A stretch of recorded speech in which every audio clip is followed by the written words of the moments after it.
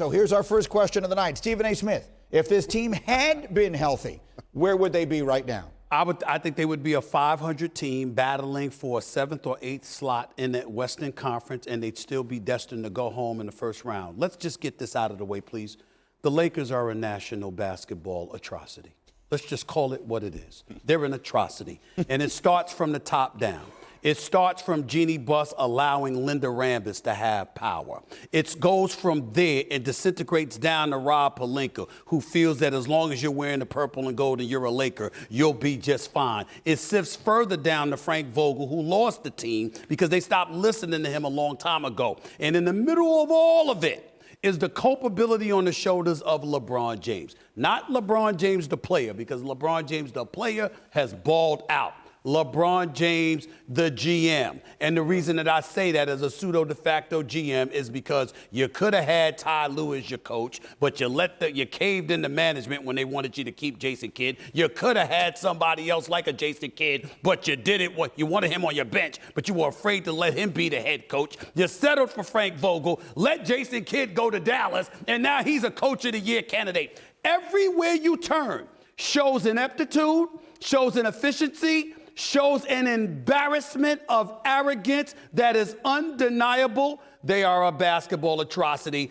and Anthony Davis can point to all the injuries that he wants to. It's legit, but it doesn't negate the fact you still wouldn't have gone anywhere. How about coming into this season, the two favorites were the Lakers and the Nets. And both of those, one, the Nets are going to be in the play and the Lakers are going to be out of the play-in. But I'll take some different points, Stephen A., and I agree with you. But it's still about injury. If Anthony Davis was healthy, I agree, a 500 team. When their big three played this year, 11-10. When two of those three play, they're 20-32. Lastly, Russell just can't function off the ball. LeBron needs the ball. Russ can't have the ball. AD ain't healthy, playing like a top 10 player. Played 39 games, missed 39 games. That's not going to get you to the playoffs. That's not going to make you a contending team. Michael Wilbon is in Phoenix. You will be at that game tonight to see the Lakers. What is your perspective on all this? I hope they put themselves out of their own misery and put us out of their misery.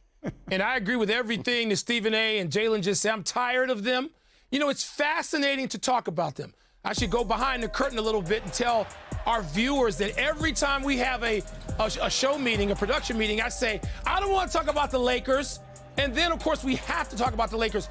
The only what if I'm willing to entertain is what Magic Johnson told Stephen A. on First Take earlier this week, which was if they'd gotten DeMar DeRozan, and there maybe also if they'd gotten Buddy Hield, and they then kept Caruso, and they kept Kuzma or KCP, and you add LeBron and Anthony Davis and Carmelo to that, now you've got an ensemble which can go and win 50-plus games, and if you've got some health, you see where they are. I don't want to hear anything about what if with this group. So we all can figure out that Russell Westbrook cannot play off the ball, but the basketball minds with the Lakers can't figure that out. It took them a whole season to figure out what did Russell Westbrook do the other night when LeBron James wasn't in the game? Hit a great game. Hit 11 of 15 shots. He got to the basket. He facilitated. He assisted. He rebounded. He played with blast furnace energy. He can still be Russell Westbrook. They can't figure that out in the Los Angeles front offices.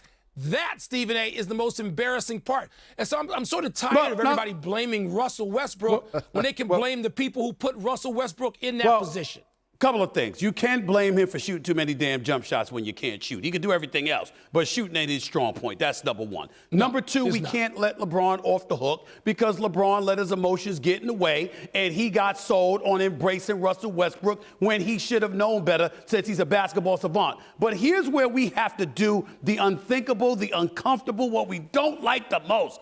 And that's holding the wonderful Jeannie Buss accountable. Because why in the hell is anybody whose last name Rambis relevant when it comes to basketball decisions? I challenge anybody in America, anybody in the world that knows anything about basketball to tell me one nugget of justification that Rambis, anybody named Rambis, should have something to do with making basketball decisions, especially Linda Rambis. I mean, at least we got something to point to basketball-wise when it comes to Kurt Rambis. You were a champion as a player, not much as a coach, damn sure not much as an executive, but at least you played and won championships. What has Linda Rambis done in the world of basketball to be on the phone with agents and other people trying to make basketball decisions? That is an international basketball travesty, period.